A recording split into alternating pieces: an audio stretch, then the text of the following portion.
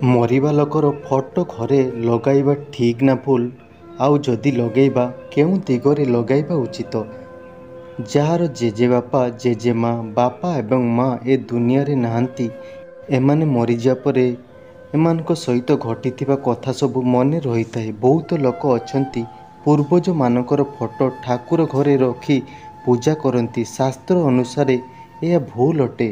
ପୂର୍ବଜ ଦେବତା ସମାନ ଅଟନ୍ତି, କିନ୍ତୁ ଦେବତାମାନଙ୍କ ସହିତ ଏମାନଙ୍କୁ ରଖିବା ଉଚିତ ନୁହେଁ।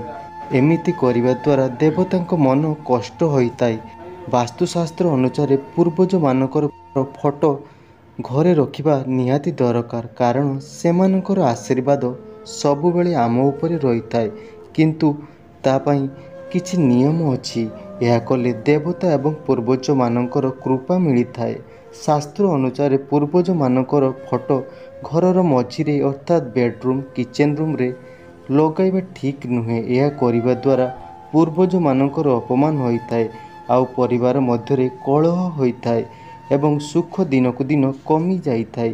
ପୂର୍ବଜମାନଙ୍କର ଫଟୋ ଏହି ଜାଗାରେ ଲଗାନ୍ତୁ ନାହିଁ ଯେଉଁ ଜାଗାରେ ଲୋକମାନେ ଯିବା ଆସିବା କରିଥାନ୍ତି, ଆଉ ଘରର ପଶ୍ଚିମ ଏବଂ ଦକ୍ଷିଣ ଦିଗରେ ଫଟୋ ଲଗାଇବା ଉଚିତ ନୁହେଁ। ବଞ୍ଚିଥିବା ଲୋକମାନଙ୍କ ସହିତ ପୂର୍ବଜମାନଙ୍କର ଫଟୋ ଲଗାଇବା ଉଚିତ ନୁହେଁ। ଏହିସବୁ କରିବା ଶୁଭ ହୋଇନଥାଏ। ମାନ୍ୟତା ଅଛି କି ଯେଉଁ ଜୀବିତ ଲୋକ ସହିତ ପୂର୍ବଜମାନଙ୍କର ଫଟୋ ଘରେ ଲଗାଯାଇଥାଏ, ସେହି ଲୋକ ଉପରେ କୁପ୍ରଭାବ ପଡ଼ିଥାଏ। ସାଥିରେ ସେମାନଙ୍କର ଆୟୁ ମଧ୍ୟ କମ୍ ହୋଇଯାଇଥାଏ। ସେହି ବ୍ୟକ୍ତି ଡିପ୍ରେସନର ଶିକାର ହୋଇଥାଏ। ଶାସ୍ତ୍ର ଅନୁସାରେ ମରିଯାଇଥିବା ଲୋକର ଫଟୋ ଉତ୍ତର ଦିଗରେ ଲଗାଇବା ଉଚିତ।